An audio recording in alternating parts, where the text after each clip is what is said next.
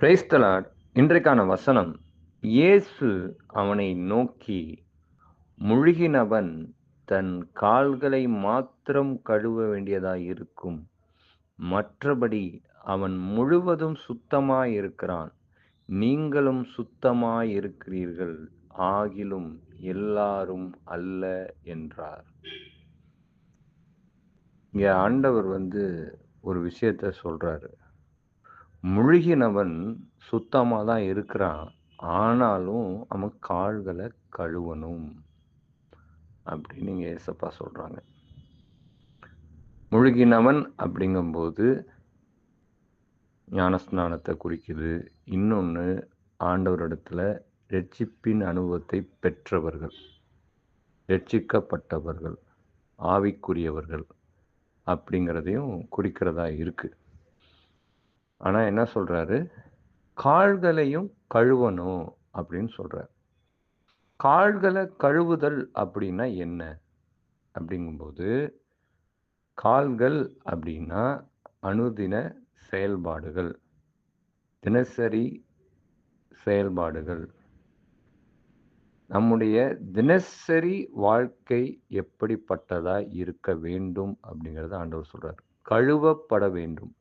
அப்போ தினம் தினம் ஆண்டவரிடத்திலே நாம் நம்மை ஒப்பு கொடுத்து சுத்திகரித்து கொண்டிருக்க வேண்டும். ஆனா அங்க கடைசியில முடிக்கும்போது சொல்றாரு, ஆனா எல்லாரும் அல்ல அப்படின்னு சொல்றாரு. இது யார பத்தி ஆண்டவர் சொல்றாருன்னா, யூதாஸ் காரியோத்த பத்தி சொல்றார். யூதாஸ் முழுகினான், முழுவதும் சுத்தமாயினான். ஆனால் தினசரி தன் கால்களை கழுவ மறந்து போனான். ஆண்டவரிடத்துல கொண்ட அன்புல அவன் குறைவு உள்ளவனாய் போனான். அதனால அவன் இழந்து போனான். அததான் ஏசப்பா இங்க சொல்றாரு.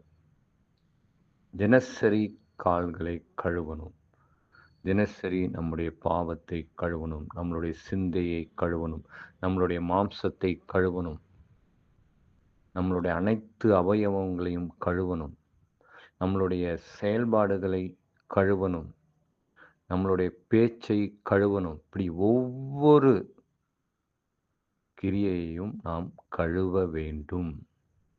நாம முழுவதும் சுத்தமாயிருக்கிறோம் அப்படிங்கிற நிச்சயத்தை பெற்றிருந்தாலும் அதோட நாம் நின்றுவிடக்கூடாது. அது நாம் எவ்வளோ பெரிய ஊழியக்காரராக இருக்கலாம், பரிசுத்தவான்களாக இருக்கலாம், தரிசனம் பார்த்தவர்களாக இருக்கலாம், ஆண்டவரால் வல்லமையாய் பயன்படுத்தப்பட்டு கொண்டிருக்கிறவர்களாக இருக்கலாம், வரங்களை பெற்றவர்களாக இருக்கலாம், அபிஷேகங்களை பெற்றவர்களாக இருக்கலாம், அந்நிய பாஷையை பேசுகிறவர்களாக இருக்கலாம். எல்லாம் பேசுகிறேன், சுத்தமாக இருக்கிறேன் அப்படின்னு சொல்லிட்டு அப்படியே நின்று விடக்கூடாது. மாறாக தினம் தினம் தினம் நம்மை புதுப்பித்து கொண்டே இருக்க வேண்டும். அதுதான் இஸ்ரவேலர்கள்ல அந்த வனாந்திரத்தில் அவங்க கடந்து வரும்போது அன்றைக்கான மன்னாவை தான் ஆண்டவர் கொடுக்கிறார். ஒவ்வொரு நாளும் அந்த மன்னாவை போய் பெற்றுக்கொள்ள வேண்டும். ஒரு நாளைக்கு கொடுத்த மன்னாவை அடுத்த நாள் கொடுக்க மாட்டார். அது ஆவிக்குரிய அர்த்தம் என்ன? ஆண்டவருடைய அந்த வார்த்தை, அந்த வசனமானது அன்றன்றைக்கு புதுமையாய் வெளிப்படும். அன்றன்றைக்கு புதுமையான ஒன்றை ஆண்டவர் நம்மளிடத்துல பேசுவார். இன்னைக்கு நாம வேதம் மெடிடேட் பண்ணிட்டு இருக்கோம்னா இன்றைக்கு ஒன்று பேசுவார்.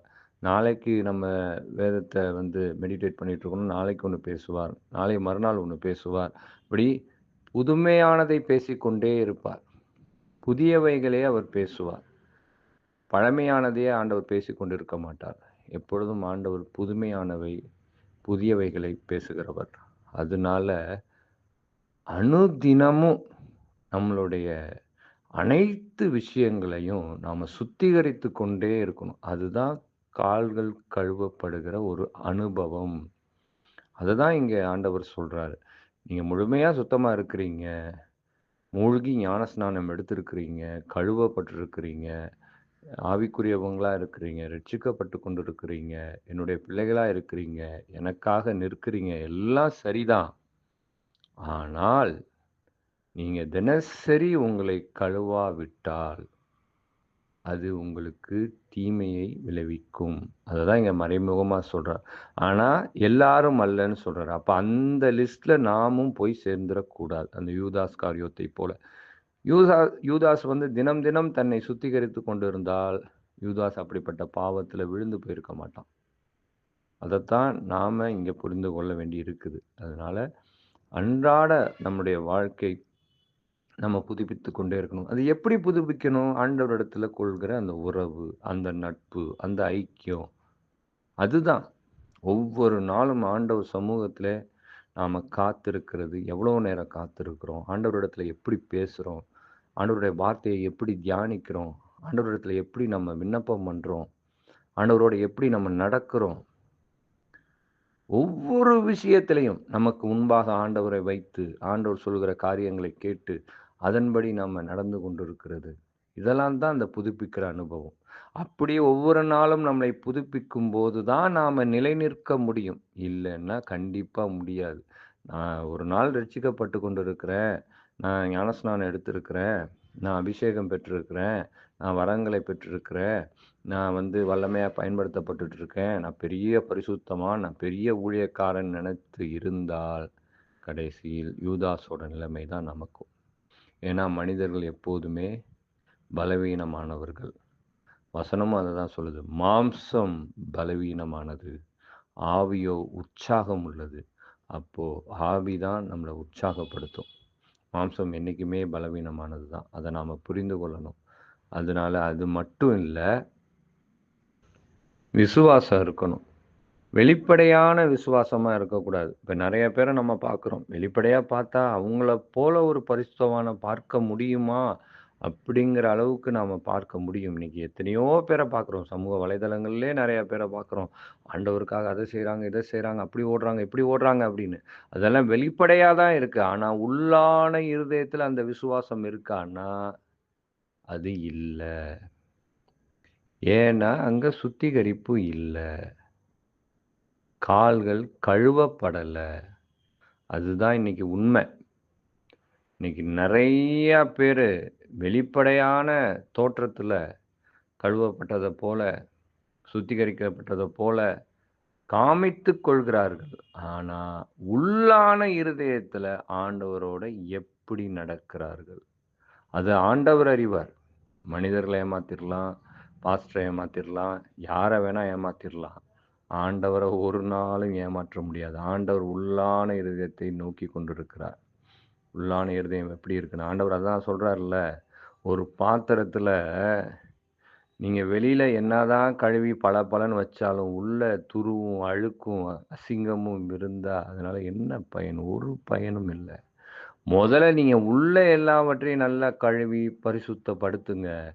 ஆட்டோமேட்டிக்கா வெளியில எல்லாமே தானா மாறும். நம்மளுடைய உடையிலேருந்து, நம்மளுடைய நடையிலேருந்து, நம்மளுடைய பேச்சிலேருந்து, நம்மளுடைய செயல்லேருந்து எல்லாம் தானா மாறும். ஆனா முதல்ல உள்ள மாறணும். உள்ள மாறாம வெளியில மட்டும் நான் வெள்ள உடைய போட்டுக்கிட்டோ, இல்ல நான் வந்து அப்படியே ஸ்தோத்திரம், ஸ்தோத்திரம், ஸ்தோத்திரம் அப்படின்னு சொல்லி சும்மா வாய் வார்த்தையில சொல்லிக்கிட்டோ, நான் அப்படியே போயிட்டுருந்தேன் அப்படின்னா, நான் உள்ள வந்து அழுக்க வச்சுக்கிட்டு இப்படி போயிட்டு இருக்கிறதுனால ஒரு பிரயோஜனம் இல்ல.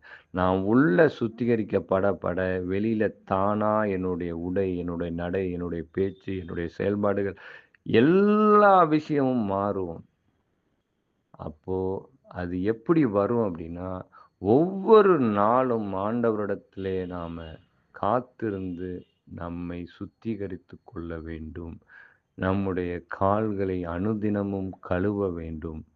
அப்படி கழுவாமல் போனால் யூதாஸின் நிலைமைதான் நமக்கும். காதுள்ளவர்கள் கேட்கக் கடவர்கள். ஆமென்.